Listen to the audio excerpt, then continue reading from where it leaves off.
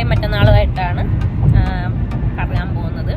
ഞങ്ങൾ പോകുന്നത് ന്യൂയോർക്കിലാണ്. New York സിറ്റിയിലല്ല, ന്യൂയോർക്കിൻ്റെ north west side അല്ലേ, നോർത്ത് വെസ്റ്റ് സൈഡിലേക്കാണ് നമ്മൾ പോകുന്നത്. അവിടെ കുറച്ച് പാർക്കൊക്കെ ഉണ്ട്. അപ്പോൾ ആ പാർക്കൊക്കെ ഒന്ന് കാണാനായിട്ട് വേണ്ടിയിട്ടാണ് ഞങ്ങൾ പോകുന്നത്. ഭാഗ്യമുണ്ടെങ്കിൽ ഫോൾ കളേഴ്സ് കാണുക. ഫോൾ കളേഴ്സ് ഇനി പീക്കായിട്ട് കഴിഞ്ഞോ ഇല്ലയൊന്നും അറിയില്ല. എന്തായാലും ഒന്ന് പോയി നോക്കാമെന്ന് വിചാരിച്ച് അപ്പോൾ പോകുന്ന വഴിക്കത്തെ കാഴ്ചകളൊക്കെ കാണാം നമുക്ക്. നമ്മൾ ഈ ഒരു യാത്രയിൽ 3 സ്റ്റേറ്റ് കവർ ചെയ്യുന്നുണ്ട്. അപ്പം നമ്മൾ ഡെട്രോയിറ്റിൽ നിന്ന് നേരെ പോകുന്നത് ഒഹായോയിലേക്കാണ്. അവിടെ നിന്നും നേരെ നമ്മൾ പെൻസിൽവേനിയയിലേക്ക്, പിന്നെ അവിടെ നിന്നാണ് ന്യൂയോർക്കിലേക്ക് പോകുന്നത്. അപ്പോൾ ആ പോകുന്ന വഴിക്ക് ഓളിയൻ എന്ന് പറഞ്ഞ സ്ഥലത്താണ് നമ്മൾ സ്റ്റേ ചെയ്യുന്നത്. പിന്നെ അവിടെ നിന്നും പിറ്റേന്ന് നമ്മൾ ലെറ്റ്ച്ച്വർത്ത് സ്റ്റേറ്റ് പാർക്കിലേക്കാണ് പോകുന്നത്. ഇവിടുന്ന് ഏതാണ്ട് ഒരു 6 മണിക്കൂർ ട്രാവലുണ്ട്. 350 മൈൽസോളം ഉണ്ട്.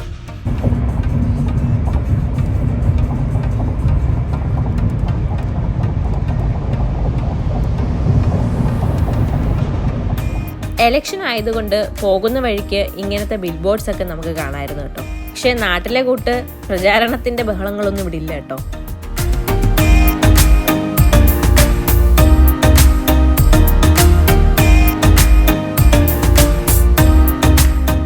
പോകുന്ന വഴി കണ്ട ഒരു ട്രെയിനാണ് കേട്ടോ ഇത്.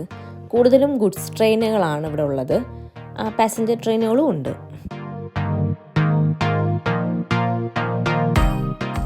അങ്ങനെ നമ്മൾ മിഷിഗനിൽ നിന്നും ഒഹായോയിലേക്ക് എത്തിയിരിക്കുകയാണ്. ആ പോകുന്ന വഴിക്ക് കണ്ടൊരു അടിപൊളി സണ്ണിൻ്റെ ഒരു വ്യൂ ആയിരുന്നു കേട്ടോ ഇത്. സൺസെറ്റ് ആവാറായി, അതിൻ്റെയും കൂടെ ഒരു ഭംഗിയുണ്ട്. നല്ലൊരു ഗോൾഡൻ അവറിൻ്റെ ഒരു വ്യൂ, നല്ല രസമുണ്ടായിരുന്നു അത് കാണാനായിട്ട്.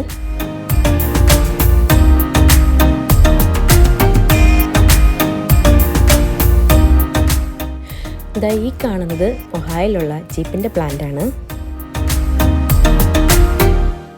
ഈ കാണുന്നതാണ് വെറ്ററൻസ് ഗ്ലാസിറ്റി സ്കൈവേ അല്ലെങ്കിൽ Toledo Skyway Bridge. Ohio Department of Transportation ആണ് ഈ ഒരു ബ്രിഡ്ജ് പണിഞ്ഞത്.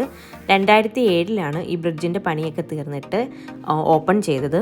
ആ കാണുന്നൊരു പില്ലർ പോലത്തെ ഇത് കണ്ടില്ലേ, ആ പില്ലറിൽ രാത്രി ലൈറ്റ് തെളിയിക്കും. അത് നമ്മുടെ US ഫ്ലാഗാണ് അതിൽ തെളിയുന്നത്. ഇതിന് 8800 ഫീറ്റ് നീളവും അതുപോലെ തന്നെ 403 ഫീറ്റ് ഹൈറ്റുമാണുള്ളത്. ഇതിൽ കുറേ കേബിൾസ് കണ്ടില്ലേ, അപ്പോൾ ഈ മഞ്ഞൊക്കെ വീഴുന്ന സമയത്ത് ഈ കേബിൾസിൽ ഈ മഞ്ഞിരുന്നിട്ട് താഴേക്ക് വീഴുകയൊക്കെ ചെയ്യും. അപ്പോൾ അതൊരു ഡ്രോബാക്ക് ആണ് ഈ ഒരു കൺസ്ട്രക്ഷൻ്റെ. അതുകൊണ്ട് തന്നെ ലെയിൻസൊക്കെ ഇടയ്ക്ക് ക്ലോസ് ചെയ്യേണ്ട ആവശ്യമൊക്കെ വരുന്നുണ്ട്.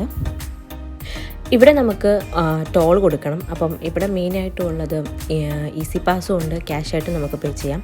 ഈസി പാസ് എന്ന് പറയുന്നത് നമ്മുടെ നാട്ടിലുള്ള ഫാസ്റ്റാഗ് പോലെ തന്നെ ഉള്ളൊരു സംഭവമാണ്.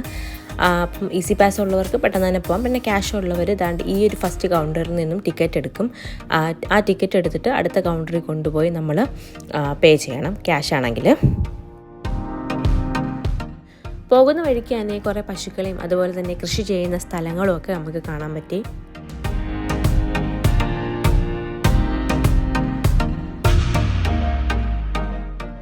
അങ്ങനെ 2 മണിക്കൂർ ട്രാവൽ ചെയ്ത് ഞങ്ങളൊരു സർവീസ് പ്ലാസയിലെത്തി. ഒഹായോയിൽ തന്നെയുള്ളൊരു സർവീസ് പ്ലാസയാണ്. ഇവിടെ നമുക്ക് പെട്രോൾ അടിക്കാം, അതുപോലെ തന്നെ ഫുഡ് കഴിക്കാനുള്ള ഓപ്ഷൻസ് ഉണ്ട്, പിന്നെ റെസ്റ്റ് റൂം യൂസ് ചെയ്യാം. അങ്ങനെ പല പല സൗകര്യങ്ങൾ ഇവിടെ നമുക്കുണ്ട്.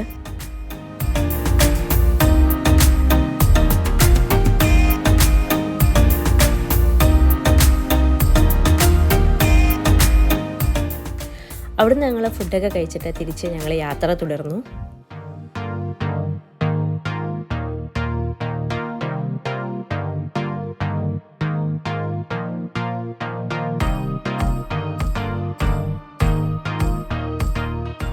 ഞങ്ങൾ ആ പോകുന്ന സമയത്ത് ഫുൾ മൂണിൻ്റെ സമയമായിരുന്നു.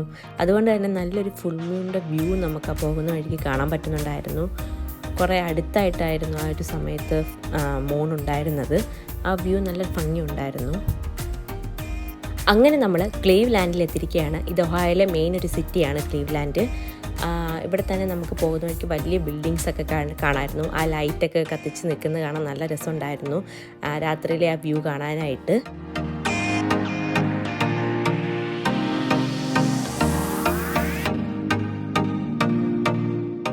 ഇതാണ് പ്രോഗ്രസീവ് ഫീൽഡ്, ഒഹായോയിലെ മറ്റൊരു ഫേമസ് ആയിട്ടുള്ള സ്റ്റേഡിയമാണ്. ഇതൊരു ബേസ്ബോൾ സ്റ്റേഡിയമാണ്. പക്ഷേ ഇവിടെ കൺസേർട്സും ഒക്കെ നടക്കാറുണ്ട്. 35,000 സീറ്റിംഗ് കപ്പാസിറ്റിയാണ് ഈ ഒരു സ്റ്റേഡിയത്തിനുള്ളത്.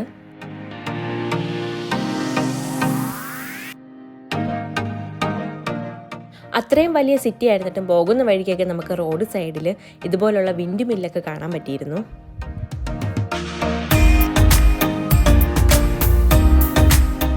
അങ്ങനെ നമ്മൾ ഒഹായോയിൽ നിന്നും പെൻസിൽവേനിയയിലേക്കും എത്തിയിരിക്കുകയാണ്. ഇവിടുന്ന് നമുക്ക് ബഫലോയിലേക്ക് പോകാം. ബഫലോ എല്ലാവർക്കും അറിയാവുന്ന ഒരു സ്ഥലമാണ്. കഴിഞ്ഞ വർഷമൊക്കെ മഞ്ഞ് വീണിട്ട് വലിയ വാർത്തയായിരുന്നതാണ് നമ്മുടെ നാട്ടിലൊക്കെ. അവസാനം നമ്മൾ ന്യൂയോർക്കിൽ എത്തിയിരിക്കുകയാണ്. എത്തിയപ്പോൾ തന്നെ ഇതാ കണ്ടില്ലേ, നല്ല മൂടൽമഞ്ഞുണ്ടായിരുന്നു പോകുന്ന വഴിക്കൊക്കെ. അതുപോലെ തന്നെ പോകുന്ന വഴിക്ക് ഞങ്ങളൊരു കരടിയും കണ്ടു. കരടി എടുത്ത് ഞങ്ങളുടെ മുമ്പിലെടുത്ത് ചാടിയിരുന്നു. ഭാഗ്യത്തിന് എന്നെ ഇടിച്ചില്ല. അല്ലാണ്ട് വീഡിയോ എടുത്തുകൊണ്ടിരുന്നപ്പോഴാണ് ഈ ഒരു സംഭവം നടന്നത്. അതുകൊണ്ടാണ് വീഡിയോയിൽ കിട്ടിയത്. കൃത്യമായിട്ട് കാണുന്നില്ല, കാരണം ബ്രേക്ക് ചെയ്തപ്പോൾ ഞാനും ഫ്രണ്ടിലോട്ട് പോയി. രാത്രി യാത്ര ഇവിടെയൊക്കെ കുറച്ച് റിസ്ക്കാണ്, കാരണം ഇതുപോലെയുള്ള മൃഗങ്ങളെടുത്ത് മുമ്പിൽ ചാടും. അതിപ്പം മാനാണെങ്കിലും കരടികളാണെങ്കിലും ഒക്കെ, അതുപോലെ മറ്റ് മൃഗങ്ങളും ഇപ്പോൾ റാക്കൂൺ പോലത്തെ മൃഗങ്ങളും ഒക്കെ എടുത്ത് ചാടും. അപ്പോൾ മാനൊക്കെ എടുത്ത് ചാടിയാൽ പിന്നെ പറയണ്ടല്ലോ, നമ്മുടെ വണ്ടിക്കും പ്രശ്നമാണ്, അതുപോലെ നമുക്കും എന്തെങ്കിലും പ്രശ്നമാണ്. മാനകൾ ചാവാനുള്ള ചാൻസ് കൂടുതലാണ്. മാനൊക്കെ ചത്ത് റോഡിൽ സൈഡിൽ കിടക്കുന്നതൊക്കെ നമുക്ക് പോകുന്ന വഴിക്ക് കാണാൻ പറ്റുന്ന ഒരു സ്ഥിരം കാഴ്ച തന്നെയാണ്.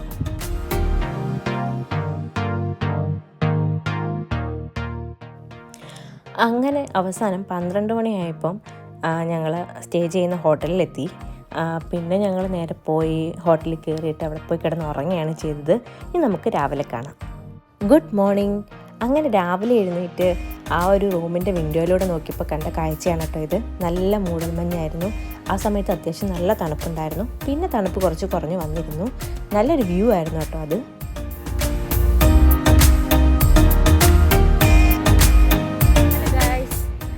അപ്പം ഞങ്ങൾ ഇന്നിപ്പോൾ ആദ്യം ലെച്ച്വർത്ത് സ്റ്റേറ്റ് പാർക്കിൽ പോവാണ്. ഇന്നലെ രാത്രി വന്നിട്ട് പിന്നെ കിടന്ന് ഉറങ്ങി, നല്ല ക്ഷീണമായിരുന്നു. ഞങ്ങൾ ഇവിടെയാണ് ഇന്ന് കേട്ടോ ഇന്നലെ സ്റ്റേ ചെയ്തത്. ഇവിടെയാണ് സ്റ്റേ ചെയ്തത്. രാവിലെ ബ്രേക്ക്ഫാസ്റ്റ് ഒക്കെ ഉണ്ടായിരുന്നു, എല്ലാം കഴിച്ചു. പിന്നെ നല്ല കോടമഞ്ഞായിരുന്നു. ഇന്നലെ രാത്രി വരുന്ന വഴിക്ക് കോടമഞ്ഞായിരുന്നു. രാവിലെയും കോടമഞ്ഞുണ്ടായിരുന്നു. അത്യാവശ്യം തണുപ്പൊക്കെ ഉണ്ട്. നല്ല കാലാവസ്ഥയാണ്, കുഴപ്പമൊന്നുമില്ല, വലിയ തണുപ്പൊന്നുമില്ല. ഇപ്പം രാവിലെ നല്ല തണുപ്പുണ്ടായിരുന്നു. എന്തായാലും നമുക്ക് അവിടെ പോയിട്ട് കാണാം, അല്ലെങ്കിൽ പോകുന്ന വഴിക്കുള്ള വിശേഷങ്ങൾ എന്താണെന്ന് വെച്ചാൽ കാണിക്കാം. അങ്ങോട്ട് റോഡിലേക്ക് ഇറങ്ങാൻ നേരം കണ്ട ഒരു വ്യൂ ആണ് കേട്ടോ ഇത്. നല്ല അടിപൊളി ഫോൾ കളറിൻ്റെ വ്യൂ. വീഡിയോയിൽ അത്ര ഒരു ഇത് ഇല്ല, പക്ഷേ നേരിട്ട് കാണാനാണ് അതിൻ്റെ ഒരു ഭംഗി. വീഡിയോയിൽ അത്രത്തോളം കവർ ആവുന്നില്ല.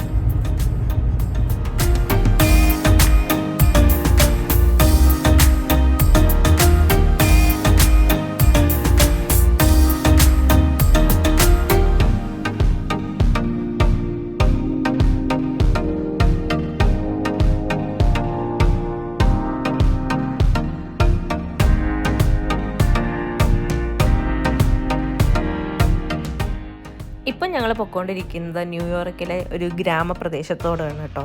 ആ പോകുന്ന വഴിക്ക് നല്ല ഫോൾ കളേഴ്സ് നമുക്ക് കാണാൻ പറ്റി. പിന്നെ അവിടുത്തെ വീടുകളൊക്കെ കാണാൻ പറ്റി. അങ്ങനെ കുറേ കാര്യങ്ങൾ. പിന്നെ അവിടെയൊക്കെ കൂടുതലും കൃഷിക്കാരൊക്കെയാണ് കേട്ടോ. അവിടെ കൂടുതലും ഈ പറഞ്ഞ പോലെ പശുക്കളും അതുപോലെ കുതിരകളെയൊക്കെ നമുക്ക് പോകുന്ന വഴിക്ക് കാണാൻ പറ്റുമായിരുന്നു.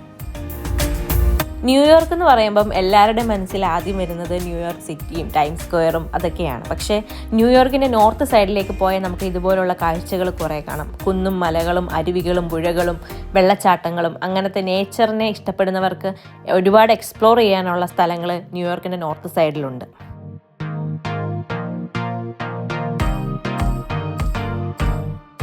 മിഷിഗണും ഒഹായോ ഒക്കെ കിടന്ന് നമ്മൾ പെൻസിൽവേനിയയിലേക്ക് കയറുമ്പോൾ തന്നെ അവിടുത്തെ ടെറൈനിലുള്ള വ്യത്യാസങ്ങൾ നമുക്ക് കാണാൻ പറ്റും. അതായത് കുന്നും മലകളും ഒക്കെ ആയിട്ടുള്ള ടെറൈനാണ് അവിടെ ഉള്ളത്. അത് തന്നെയാണ് ന്യൂയോർക്കിലും നമുക്ക് കാണാൻ പറ്റുന്നത്.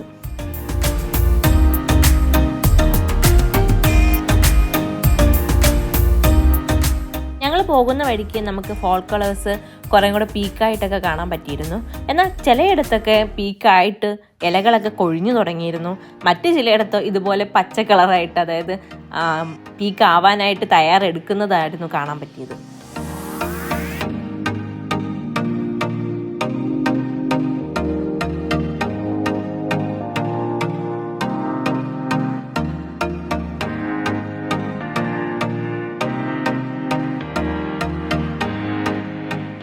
ഹൈവേയിലൂടെ പോയപ്പോൾ വലിയ തിരക്കൊന്നും ഉണ്ടായിരുന്നില്ല കേട്ടോ. വാഹനങ്ങളൊക്കെ വളരെ കുറവായിരുന്നു. അതുകൊണ്ട് തന്നെ നമുക്ക് ആ വ്യൂ നല്ലവണ്ണം എൻജോയ് ചെയ്ത് പോകാനായിട്ടൊക്കെ പറ്റുന്നുണ്ടായിരുന്നു. അങ്ങനെ പൊയ്ക്കൊണ്ടിരിക്കുമ്പം സൈഡിൽ സൈൻ ബോർഡിൽ ക്യൂബ എന്ന് എഴുതിയിരിക്കുന്നു. അത് കണ്ടപ്പോൾ ഭയങ്കര ഇൻട്രസ്റ്റിംഗ് ആയിട്ട് തോന്നി. ന്യൂയോർക്കിലൊരു സ്ഥലമാണ് കേട്ടോ ക്യൂബ.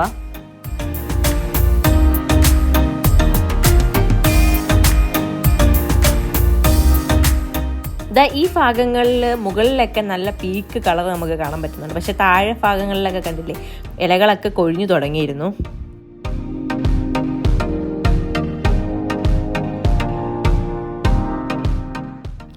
ഈ ഒരു വ്യൂ എനിക്ക് ഭയങ്കരമായിട്ട് ഇഷ്ടപ്പെട്ടു കേട്ടോ. ആ റോഡുകൾ അങ്ങനെ കാണുന്നത്, ഈ ഫോൾ കളേഴ്സും അതിനിടയ്ക്ക് അത് നേരിട്ട് കാണാൻ നല്ല ഭംഗിയുണ്ടായിരുന്നു.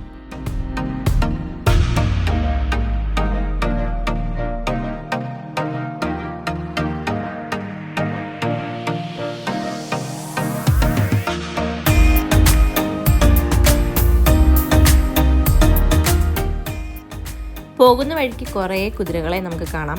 അതുപോലെ തന്നെ കുറേ സൈൻ ബോർഡ് ഉണ്ടായിരുന്നു, കുതിരവണ്ടികൾ ഉണ്ടാവുമെന്ന്. പോകുന്ന വഴിക്ക് ഒരു കുതിരവണ്ടി നമ്മൾ കണ്ടിരുന്നു.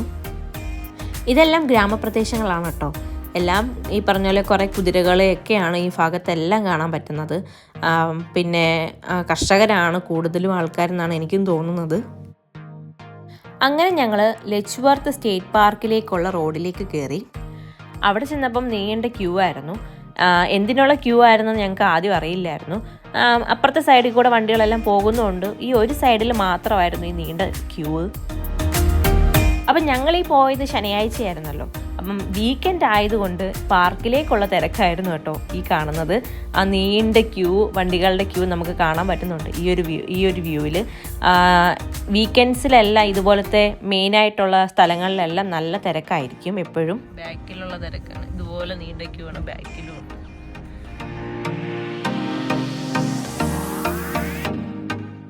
ബാക്കിലേക്ക് നോക്കിയാലും നമുക്ക് ഇതുപോലുള്ള നീണ്ട ക്യൂ കാണാം. ഇടയ്ക്ക് വെച്ചിട്ട് ആൾക്കാർ ഈ ക്യൂവിൽ നിന്നും തിരിച്ചു പോകുന്നുണ്ടായിരുന്നു. കാരണം ഒരുപാട് സമയം എടുത്തു അവിടെ ക്യൂവിൽ. ലെച്ച്വർത്ത് സ്റ്റേറ്റ് പാർക്കിൻ്റെ വിശേഷങ്ങൾ ഒരുപാടുണ്ട് കേട്ടോ. അപ്പോൾ അത് ഞാൻ അടുത്ത വീഡിയോയിൽ കാണിക്കുന്നതാണ്. വീഡിയോ ഇഷ്ടപ്പെട്ടിട്ടുണ്ടെങ്കിൽ എല്ലാവരും ലൈക്ക് ചെയ്യുക, ഷെയർ ചെയ്യുക, പിന്നെ സബ്സ്ക്രൈബും ചെയ്യുക. പിന്നെ അഭിപ്രായങ്ങളൊക്കെ കമൻറ്റ് ചെയ്യാനും മറക്കരുത്. അപ്പം അതുവരേക്കും എല്ലാവർക്കും നല്ലൊരു ദിവസം ആശംസിക്കുന്നു. ബൈ.